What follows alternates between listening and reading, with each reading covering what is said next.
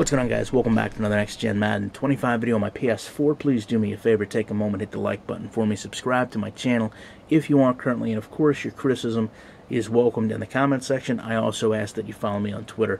My username is ShutdownSafety. I want to talk to you briefly before this video. You know, when I relaunched my channel, I did so with the mantra, criticism is not failure.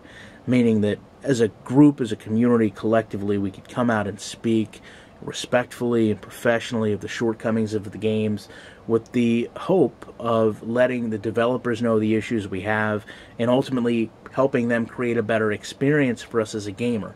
And to me, I think one of the biggest issues we can talk about is living worlds when we talk about current gen to next gen leap. Now, a lot of people will come out and say, you can't say that it hasn't changed. You can't say that it hasn't improved because you can look at it and see that it has. And, you know, to me, I don't want to say that's borderline bias, but listen, not every time there's a change does that also mean that there's been an improvement.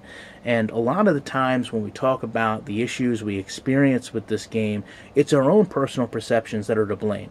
You know, when I heard Living Worlds, when other people heard Living Worlds, you know, it plants an idea in your brain of what you expect it's going to give you in a final product, you know, improve the immersion of the game or the replay value or to make it more realistic. And certainly, you know, it's also EA's fault because they harbored a lot of those thoughts when the first Madden 25 trailer came out focused on Living Worlds. So I wanted to use this video as an example of the problems that I have with it. And to me, again, we're not saying it's a failure, but we're going to criticize it and show that, to me, this isn't what I expected in the final product. And here we are 2-3 months down the road with the game, and you really start to see how generic these things have become and how it really didn't add that level of enjoyment to the game that you thought it would. So we've got a Travis Benjamin route here where he's not going to catch the pass and he's going to go out of bounds. And, I mean, as you can see, he starts to go out of bounds. There's really not a living world. There's a reactionary world out here where my players are really just grazing, for lack of a better term. And as Benjamin goes out, they kind of just move out of the way a little bit. You know, they're not trying to catch him. They're not trying to say, hey, nice catch, because he dropped it.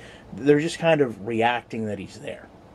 Now, when we go over, we take a look at these cameramen. You know, none of these cameramen are focused on the angle of the play. They're not focused on the main players. They're just standing there shooting dead off into the air.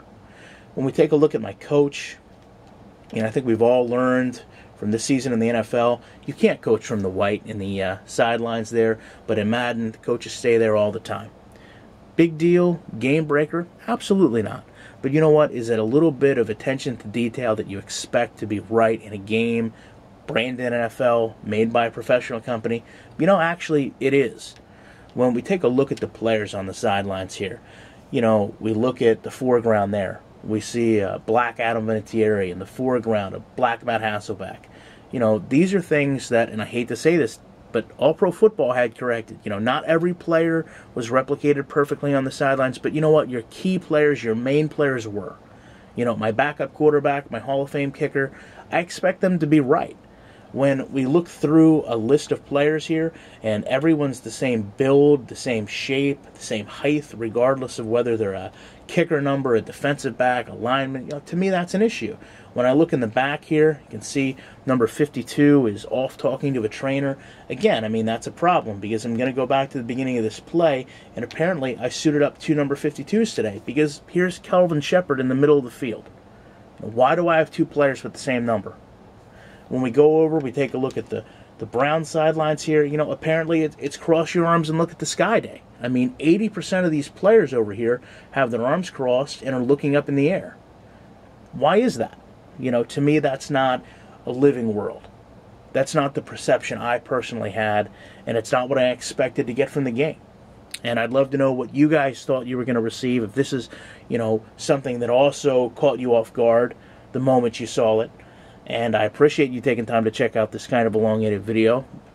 Be back in the week with more content. And again, you know, I'd love to know your guys' thoughts on this stuff.